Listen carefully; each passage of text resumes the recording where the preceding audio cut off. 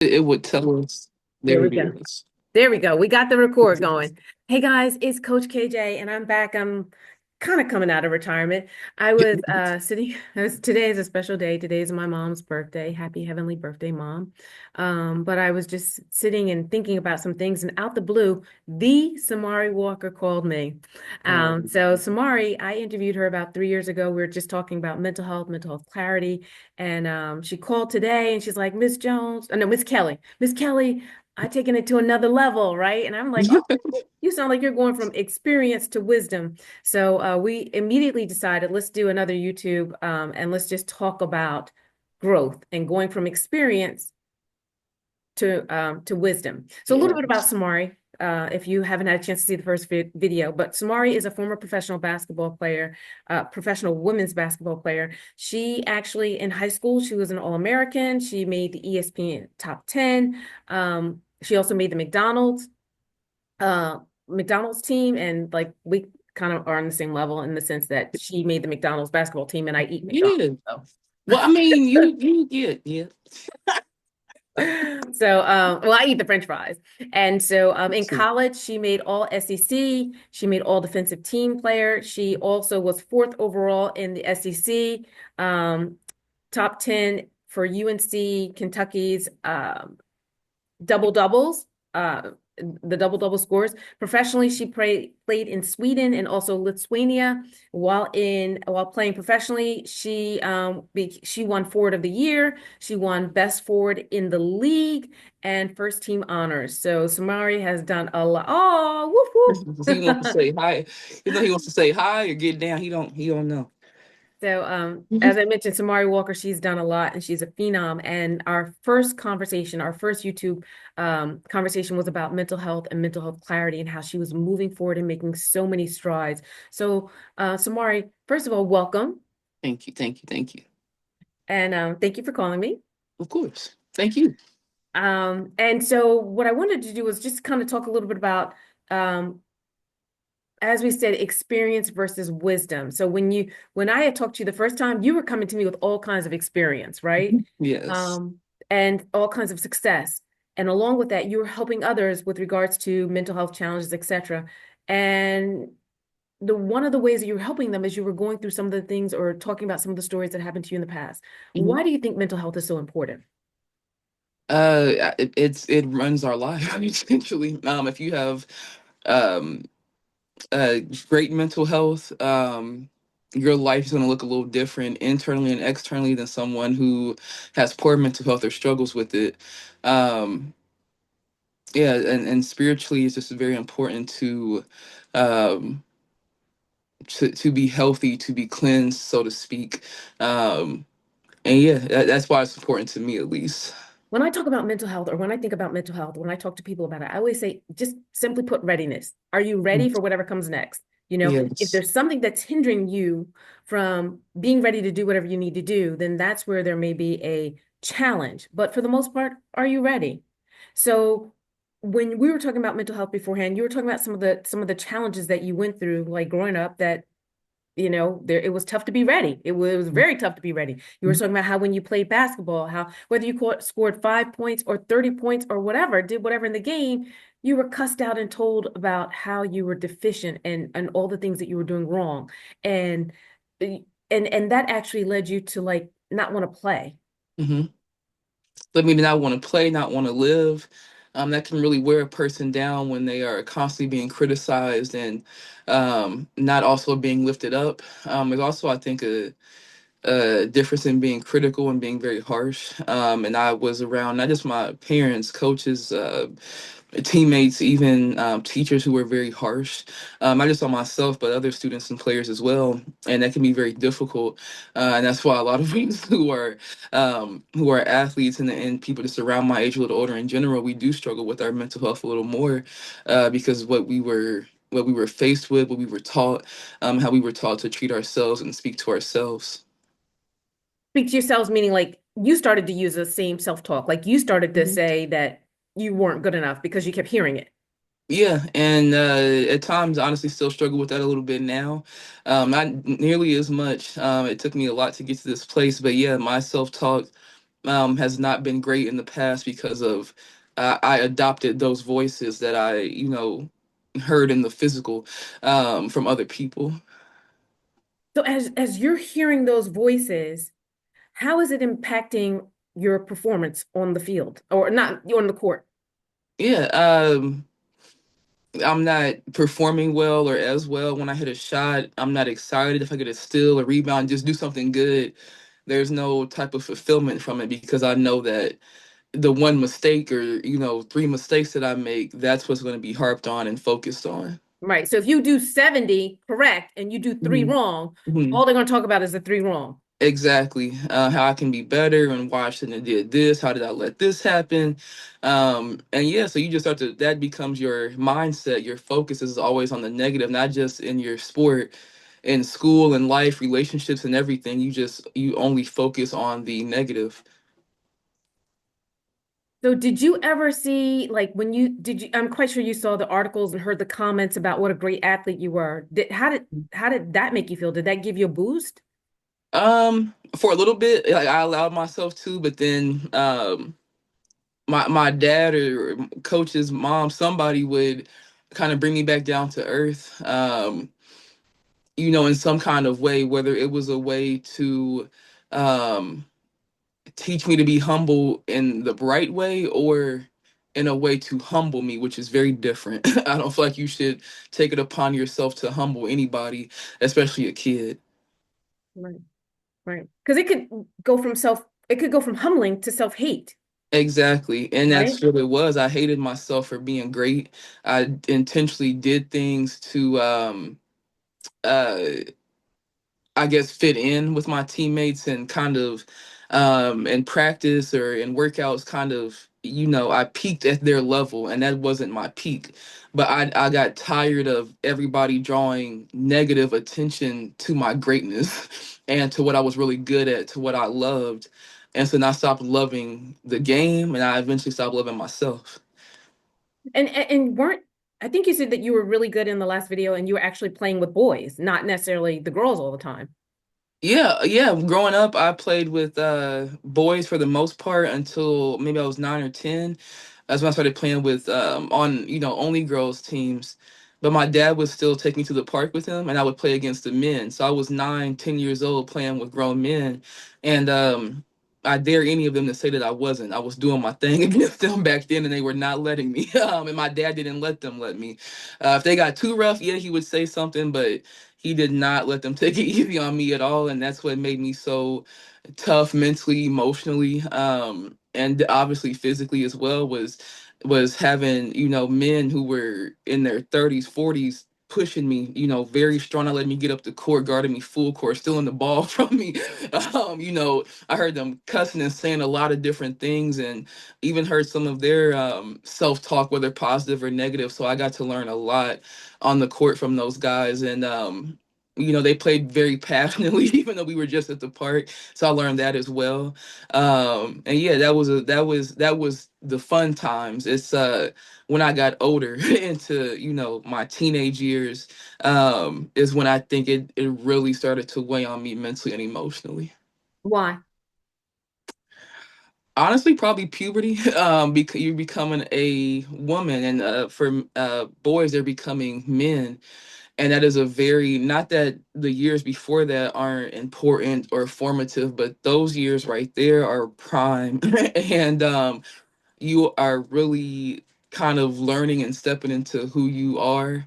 Um, and it's a very fragile time. You are maybe meeting new friends. You are going into high school, so there's older kids there. You're worried about that. Um, and so yeah, and then for me and other kids, you might be the only person of your race or skin color there. You might be the only person who is from or very few people from a low income family. You might be gay or bi or struggling with your figuring out your sexuality, whatever it is. And now we have different types of um I guess mental health issues that we speak about now with autism, ADHD, and there wasn't the education around that back then, or even the resources to be able to help the kids who struggle with those things. And so, yeah, to be, transitioning in those very important formative years of your teenagehood, so to speak, in your young adulthood, it is very important to have the right environment, to have a safe environment, a peaceful environment. And that's where it comes in. We were talking about earlier on the phone is just educating parents on how to support their student athletes and supporting them as people, not as a student athlete, though. But two things. One, so yes, the supporting, and so sometimes parents might say, well, I just talk to them this way so that they can get better, right? Hmm. But if a child only talks to three people, right, or has three mentors, it's the teacher, it's the coach, and the parent, and all three are pouring negative into them, then they're getting 100% negativity poured into them. So if Hmm. I'm isolating you and you're not going out with auntie and the friends and all these other people to uplift you, all you're getting is 100% negativity of what you are not all day. The reason why I Exactly. asked you that also, or one of the things I want to highlight is between ages 10 and 21 during adolescence, we have the highest amount of gray matter mass on our brain. That means we are more receptive to learning things and taking risks and taking challenges. So things that are said, even subtly, repetitively, have a greater tendency to stick if we hear it during our adolescence time period. Also, we're developing structurally. So, our bones are growing differently from our peers. So there's that awkwardness Mhm. and that clumsiness. So there's that greater sympathy and empathy that happens during that time period. So when you say things that are negative, they impact me more deeply. Mhm. When you say when I'm criticized because of my awkwardness, it impacts me more heavily. Mhm. So yes, adolescence is a really tough time for individuals. The highest rate of Mhm. suicide or the greatest increase for suicide is or the greatest one of the statistics is that there's a 60% increase in suicide amongst African American males between the ages of 10 and 19. And this is Mhm. completed suicide. There's suicidal ideations and then there's completed suicide. Mhm. So you had mentioned beforehand about ideations. What do you Mhm. think kept you from moving forward? What stops you? I mean, because we're hearing this more and more about kids having suicidal ideations. What stopped you? And what stops you today? As a kid, it was my little brother. The couple times I was at the point to attempt and had everything, there to do it, he would miraculously walk in the room. And I can remember one of the times he saw me crying and he just broke down crying. And this is like a 2, 3 year old little boy.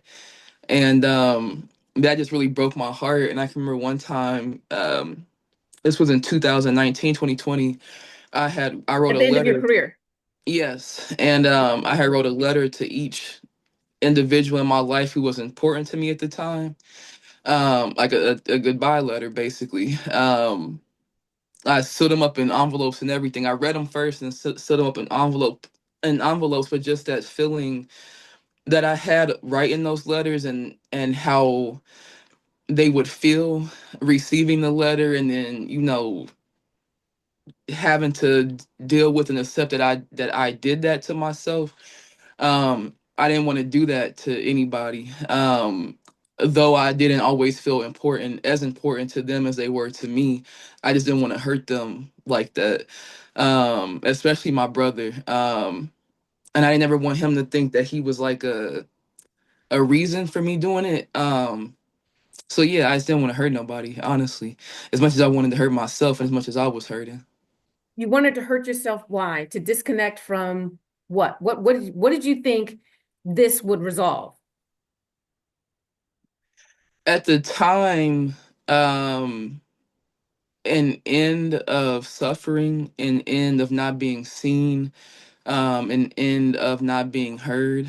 Um, I can remember being, I think I was 14, 15 at the time, playing at CJ, and we were having a really good season. There was another team, Alter, out of Kettering, Ohio, and they were really, really good too.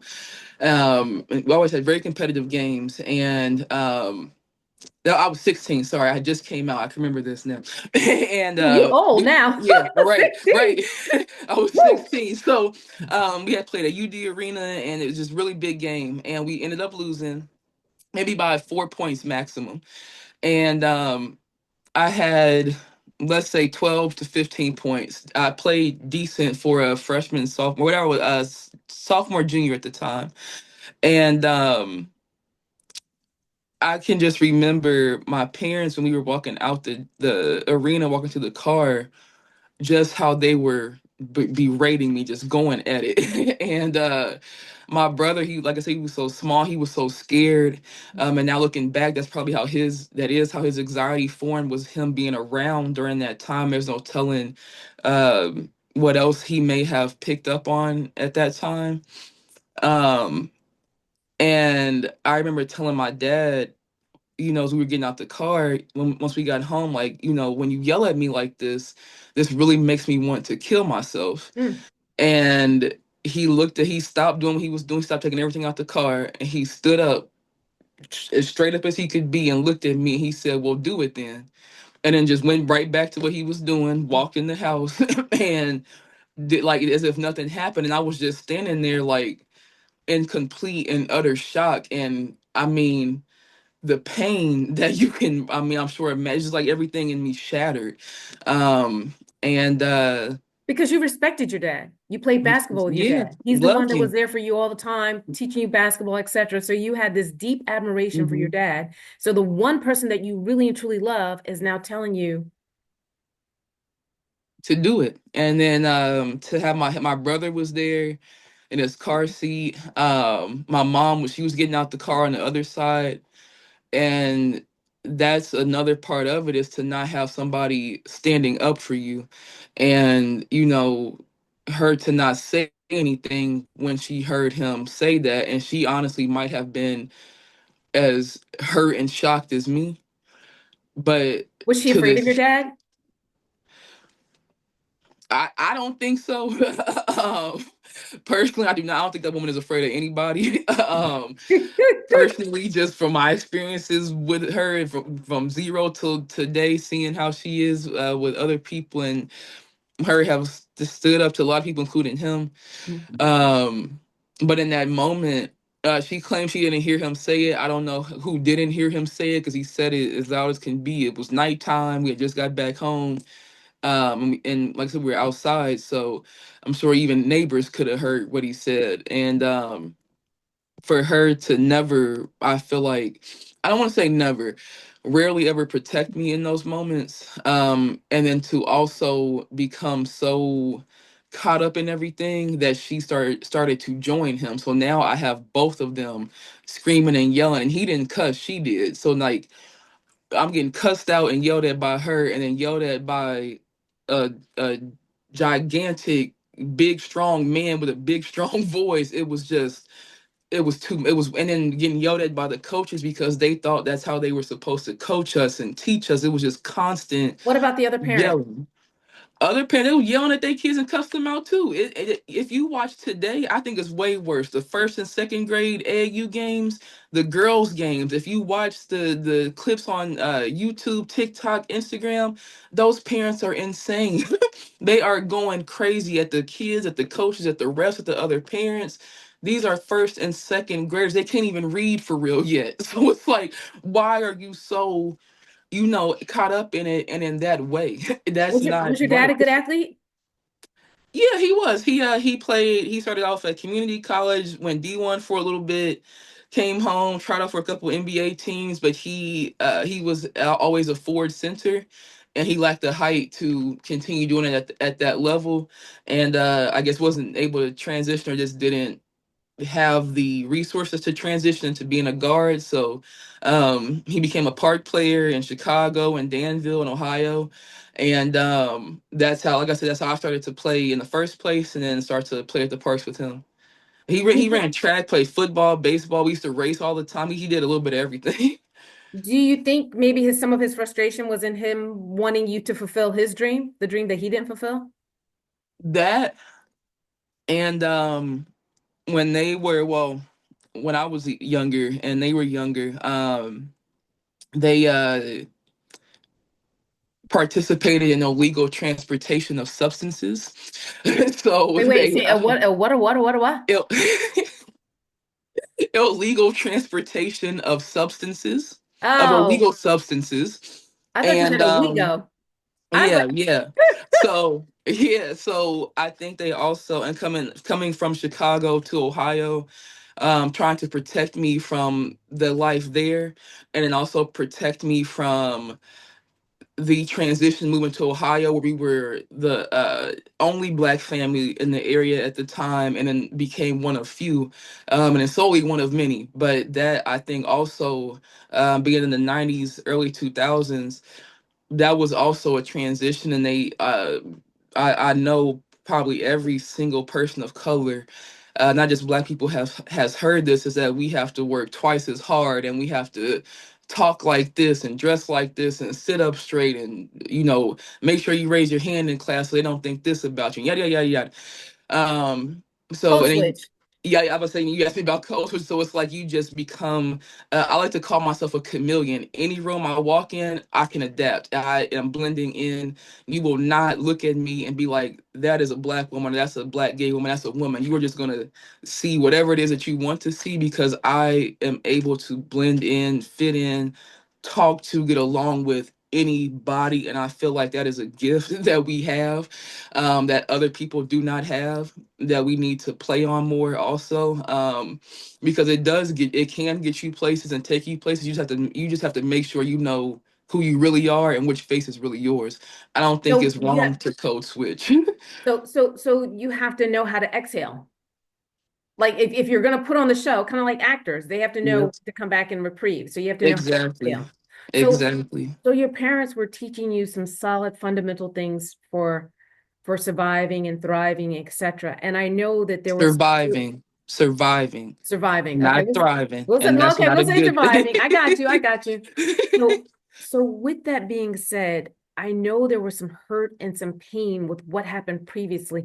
How did you learn how? Because there are kids that I talk to right now that are having a lot of difficulty embracing certain things with their parents. How did you go from that hurt, that pain, that, I don't want to be around you, Mhm. you don't have my back, to now the relationship that you have today? And what is the relationship today? Do you love your parents? Do you communicate with your parents?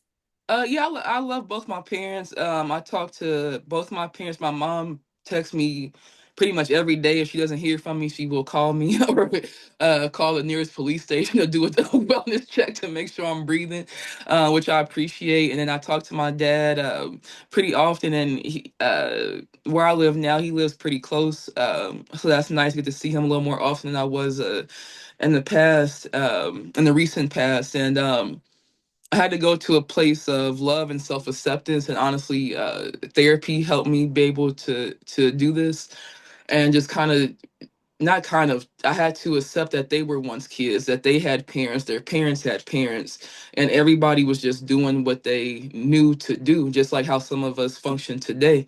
They didn't have the education, they didn't have the resources, they didn't have these words and everything that we hear today, whereas now we have all of this stuff. So if we don't choose to heal and grow, it is on us. And so I chose to love them and to accept them, and also in a way kind of shift my mind to being their parent.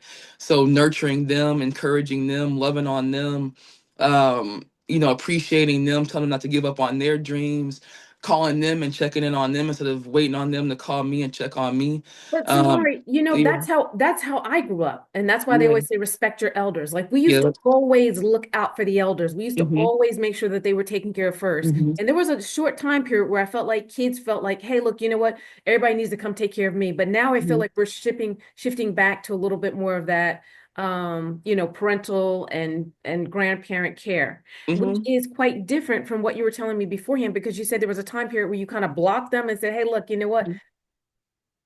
I'm not gonna let you know if I'm dead or alive. Yeah. Yeah, I think there was a time. Well, I know, for me personally, I was spoiled. My dad, um, while he was harsh and hard on me on the court, and we had our battles there and our relationship with that, he still, and my mom too, made sure that they spoiled me, loved on me, were very affectionate. So that's why it was also very confusing growing up in that household. Um, but like I said, you just kind of learn to love them and give back, like you said, and realize that it's not just about you. Yes, I feel like It is until a point about the kid, but then yes, there's a point where it shifts back to now I have to take care of them and look out for them.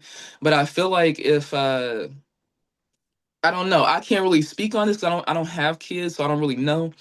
I can only speak from my experience with my parents, just more openness, and communication. And you don't have to talk to your kids like adults. You don't have to tell them everything. Just be open with them, have hard conversations with them, and conversations that you wish the adults in your life had with you, the nurturing you wish that you had. And naturally your kids will give it back as kids and in their adulthood. But if you push them away or you push them too hard, you speak to them a certain way, whatever it is, you are likely going to get that back or get nothing back at all. And I just got to a point where I got tired of being spoken to a certain way, which led to me blocking them and moving away and everything, and just starting to live my own life because that's what I needed to do for me, to kind of end that suffering and stop hearing those voices. I had to find my own voice. But today, learning to set boundaries and also be authentic, not being afraid to be the black sheep of the family, essentially. And again, that love and acceptance, is how I can have any sort of relationship with them at all today. A relationship with them and also a relationship with others. Now, the last time I Exactly. talked to you, you were telling me that you had just gotten married and that, or you were married, Hmm. and that a part of the healing for you was that you blocked, like you didn't want to get too close to people. You didn't want to get Hmm. too close to people. You didn't want to love because you didn't want to be vulnerable. You didn't want to be hurt again. Hmm. So, setting boundaries, has that also helped you to mature in that area? Because now you're in a new relationship. And a lot Hmm. of times after people divorce, it takes a long time for them to find somebody Hmm. else, or it Yeah. takes a long time for them to trust and open up and, be ready to grow and share with somebody. Do I look like I got problems finding new people? No, I'm playing. Okay. That's it. Look, do All I? right. No, But no, no. but I haven't Um, dated you forever, so look. All right. So I started grieving and healing during the marriage. And I know, when we were talking a little earlier, we were speaking about how, like, I was saying that marriage saved my life and my brother and this and this, but no, nobody did. God did, and I had to do the work too. People can make it more comfortable, make your living experience essentially more comfortable. Um, but I knew when we were together that, and I love her. We're still friends. Are able to, when we need to have a conversation. But I knew that we weren't for each other. We had very different views, on certain things, and also just the way that we spoke to each other. It was too familiar, and so that's why it felt safe and comfortable, because we both felt like home to each other, and that's not what we needed. We needed it for our growth, and we needed those experiences for growth. We maybe needed each other at that time, to keep each other safe. We really understood each other, and kind of knew how to help each other. But we also were the ones who were at the time we were hurting each other the most. And we were living and, I guess, relationshiping with each other based off what we seen, what we experienced growing up versus what we trauma, knew. Yeah, trauma trauma based, bond, trauma exactly. bond. So you had trauma, she had trauma. Hmm. Okay. And it bonded, we bonded. And yeah, that was my best friend. But we were great friends to each other, not great partners and wives to each other. And we know that, and that's how we are able to kind of, still remain in contact at times, because we have a friendship. We just weren't great partners. We both had to accept that. And for our different reasons, there were reasons that she felt like we shouldn't be together anymore, and reasons that I felt like we shouldn't be together anymore. And it was very difficult. It's been a little over a year now, or no, just about a year. Did it feel like And another failure? At the time, and that's, I think, honestly what even prolonged our marriage, was that we both were looking at it as, if we decide to divorce, we are failing, we are giving up. But really, I think that's one of the strongest things you can do is walk away from somebody or something that you know isn't good for you. Especially when you love and care about that person or that thing, that goal, that dream, whatever it is, that job, you care about it so much. If you can say, hey, like, this just is not good for me anymore, it is taking away from me, or even if you are self-aware enough to say, I'm taking away from you, I am hurting you, I'm not in the right space for you or this relationship or this job, this, if you're going to school, whatever it is, that is so bold and brave to be able to walk away, regardless of why. Samar, Mhm. one of the things I tell people, coaching, talking to people, is to take a 3-month picture test. So when you start dating somebody, when you venture into something new, job, whatever, but typically relationships, Mhm. take a picture of yourself. If you can, take a picture of you and the person that you're dating, not to post on Facebook, not to blah, blah, blah, blah. Just take a picture at the beginning. 3 months in, if you look worse than you did then when you started, or the smiles are less than they were when you Mhm. started, then you have to start to say, hey, look, you know what? Could there be a hiccup there? Because Mhm. if you're only 3 months in and you're not living like, Mary Poppins and happy and whatever, Yep. life's challenges are going to make it tougher. So if you're Mhm. not smiling in the beginning, then and that might be one of those things where you say, oh, well, I can't talk right now. I got to do the laundry. Yep. You Yep. start to put boundaries there, right? To restore yourself because you got to get back to that picture, right? Of when you first started dating. Exactly. And sometimes Exactly. what happens is we say, oh, well, I don't want to disappoint. I don't want, Mhm. that's how we wind up facing more challenging Exactly. situations. I don't want to disappoint anybody. I don't want to hurt anybody. So we stay in environments that we shouldn't be. And like I said, you take the 3-month challenge. Take the three Yeah. month picture challenge. Take the picture when you start, Yeah. wait 3 months, and take another picture. And like I said, look at the smiles, look at the proximity. Like, are Yeah. you as close in the picture together as you were in the beginning? Look at yourself. Are you maintaining yourself the way that you did in the beginning? If it's off, And I'll say sometimes too, because I know in like relationships, marriages, especially when you've been with somebody for so long, you start to get comfortable. So like if I go back to my 3 months with my new person, I started to gain weight. I look happy. We both gain weight. We gain that happy weight. We were just eating and loving on each other, just in our own world. And that was difficult. You speak about trusting again and loving again. That was difficult to open that back up, honestly, but she makes me feel safe. I dated a little bit before her, and it, yeah. So now we're here, and I said she make me feel safe and secure enough to trust her, by her actions, the way she speaks to me. And I literally like I tell myself to, just like I do with everything else, I'm very specific about what I want. If I want another relationship, with a partner like that, what is it that I really truly want? And the biggest things were to be spoken to, like the king/queen that I am, and for that person to support me and push me, for me to be able to trust them when they are inside or outside the house. And and I you talked have all of beforehand that. about the intellectual stimulation, Yes, sapiosexual, and that right? too. She Right? is in. She's getting her master's degree. She's only, like I said, she's only 23, getting her master's degree. Doing a lot of other things. Very creative. Can do all types of stuff. With like video creation. She can draw, paint. So we do a lot of different stuff. And she keeps me going. Teaches me a lot of new stuff too. So, that's another thing, is finding somebody who is similar to you but yet different. We are very similar, like, you can see our closet. We like to, organize our clothes the same way. Like my clothes just fit in so perfectly with hers when I moved here. The way we do our shoes, everything is very similar. The way we like to, travel, go out to eat, learn new things, the types of things that we like to learn, all very similar, but we come from very different backgrounds. Our age difference. I was an athlete, through my adulthood. She was an athlete until around high school.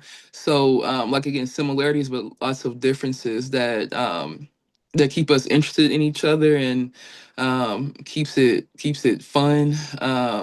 And yeah, you gotta find your person, and it can be hard and difficult. I still have those moments where either I lack self love or self belief, and it makes it hard for me to let her or other people in general. There's a lot of people who have been wanting to help me and help me get my podcast back going. I'm kind of like, I'm kind of tired of having certain types of experiences, but just putting yourself out there and slowly but surely, at your own pace and in the ways that you want to, that's the way to get back to you. You got to do it and at least try. And if it doesn't work out, just move on. You did it before and do it again. So what's your, okay, so that's the long term, right? So some people are in like crisis situations and they need something right now, like Mhm. right now. When you find yourself going in a negative direction or different from the direction that you want to go in, what is your go-to immediate go-to? It honestly depends. Sometimes literally I will drop down and do 10 push-ups. And I feel like exercise really helps you shift mentally. Um, and also sometimes just stopping. I can be in the middle of walking. And I will just stop and breathe and tell myself to just be. You have made it through before. You will continue to make it through. Just be. And whatever's gonna happen is gonna happen anyway. So why am I rushing to that? Just be. And then my breathing start to regulate, nervous system start to regulate a little bit. Wow. So with the breathing and Hmm. just realizing that just be, Hmm. do you think that that's something that um do you think that's also something that maybe helped you with the whole your parent situation, helped you to love again, helped you with some of the monumental things? Now we're talking about quick, things that you do quickly. But do you Hmm. think that's also something that helped you with some of the monumental things? Definitely. Just being in the moment, just being in the present moment, and finding something to do. So being a former athlete, I again will speak for myself. We didn't really look at ourselves as more than athletes like the young people do today, which is awesome. They are doing all kinds of different things. I've seen some of them rapping, some of them are selling paintings, designing clothes, doing photography, fitness, all that. Um, and so for some of us, we have had to kind of find our thing, find a hobby, find things that make us happy that are not work related. Um, and so that's personally what I do. If I need something to kind of help me, um, I might paint, color, write, draw. Sometimes, honestly, I'll just zone out mentally and I'll get on Candy Crush. I might, what do they call it? Like doom scroll on Instagram just to like let my brain, just relax. And or seemingly relax. And just like I said, just zone out. I don't want to say not be Project, present, but sometimes you kind of need that. Just let yourself be. the project to find peace and dump and Hmm. empty and all the other kind of stuff. And I got lots of Hot Wheels. I love Hot Wheels. Every time I go to the store, I buy Hot Wheels. So, or at Oh, least Hot one. Wheels, Hot Wheels. Yeah, Hot Wheels. So that's like honestly what brings me joy and peace now because I loved Hot Wheels as a kid, and for some reason they are less expensive now than they were then, and I can buy them either way. I can buy them for myself now. So I bought a bunch of those. My girlfriend she buys them for me. Um, my mom she got me some for Christmas. I've got the tracks and everything. So that's how now I find my peace. I think I got that from my grandpa, my mom's dad. I guess he collects cars and he built like a whole little toy train set and did all the electrical engineering himself and everything. So I Wow. think that's where I get that from. And so yeah, like I don't. It sometimes feels so weird when I'm in the store. Like I laugh at myself because when I see one I like, I get so excited, and that's that little girl coming out, who I've had to learn to connect with. That's something else that has brought me peace with my family and in other relationships is, and even with basketball is connecting to my younger self and finding ways to do that. And Yeah, yeah. Hot If you Wheels have liked it as a been kid, why wouldn't you like it as an adult? Sometimes what exactly. happens is sometimes the things that we like as a kid, the crowd that we're with doesn't like it now, like nah, nah, nah. Hmm. And because we socialize, with other people, we say, oh, well, I'll put that aside, put that aside, put that aside. But that's Yeah. the thing that refuels you so that you can go Hmm. out and take on these negative comments, take on these whatever is depleting your energy and weighing you down by Exactly. going back and doing that thing that you authentically love that you loved as a kid. And sometimes we just don't take the time out to revisit what we loved as a kid, I agree. or the crowd around us doesn't like it. So we assume Yes. That's one thing I regret is not pursuing certain interests as a kid because of what other people would think. And I always used to say, I still say it sometimes, is that being an athlete can sometimes be so hard because you have expectations of being cool and you are smart and everybody likes you and yada yada yada. You hang out with you are expected to hang out with certain people and dress a certain way, whatever. But like I just wanted to, I was a nerd, like I loved what Yeah, I can everybody see that. calls No, I'm just lame. Yeah, kidding. no, hey, that's a compliment today. That's really a compliment. And like I love certain stuff, like you said, that my peers, the people who I chose for my peers and to hang around, they were not interested in it. They would make fun of me, whatever. I would hear them making fun of other people for it, so I would pretend that I didn't like it, and eventually you just adopt that or accept that identity. And certain things that if I had have pursued them young and kept doing it, I wouldn't be doing it now, or I would be I guess more advanced, specifically like technology. I would know a lot more about tech if I had of just been honest with myself and my parents, my teachers about my interest and what I liked. And I wouldn't be like, so fearful of going back to school as an adult to learn something completely pretty much new and very, very advanced. Well, they So yeah. say, oh, I'm sorry, guys. I was gonna say, yeah, just young people, be very confident in who you are and what you like, and don't waste time because then you end up being old ladies like us, and you have as much time. Old lady's like, who? Like who? You better put that thing over there. So look, I seen some 70 and 80-year-olds hitting it. Like, look at Oprah, looking That's what I'm fabulous, saying. looking fabulous. So yeah, I'm not Yes. claiming old just yet. Um, Nah, nah, nah, not yet, not yet. yeah, yeah. Well, one of the things I was gonna say as we close, it's really interesting that you're saying there were other things that you were interested in, but you did not have the opportunity to pursue them. And one of the things that I try to talk to people about nowadays is that it just depends on the environment you're in. So it may not be that the teacher doesn't like technology. It's just that the teacher doesn't know technology. So Hmm. when you're asking the teacher to help you with technology, she's like, no, we don't need that or whatever, because that's not her area of expertise. So now, Exactly. today, because we have the internet and we have all different types of resources, if you find a passion, if you find something that you're interested in, you have the opportunity to Google, you have the opportunity to find mentors Hmm. internationally, locally, whatever, to grow your hobby or your interest. And sometimes you have to find a way to get away from the crowd to develop your hobby or your interest. So, Yes. but yeah, Samari, I love the fact that we had a chance to Me reconnect, too. Me and you've too. gone from experience to wisdom. Yes. And you have just grown so much with regards to self-awareness and setting boundaries and making sure that those relationships that you have mature, right? Mature, benefit Yes. you as well as benefit others. If you were to leave us with one quote, like you left us with a quote last time, if you were to give me one quote that you'd like to share with listeners, what would it be? Be yourself. All right now. All right now. Be who? Be who? Be you. That's the thing. Because I would have never told nobody before I still play with Hot Wheels, but I'm being myself. That's right. That's right. And you know what? Guess what? There's probably somebody else out there who likes Hot Wheels that's like, okay, you know what? Now I can do Hot Wheels too, or I can, Hmm. I can share that I like Hot Wheels. Yeah. Um, Yeah, I'm getting it's, the whole membership. I'm deep in it. are you really? I'm deep in it.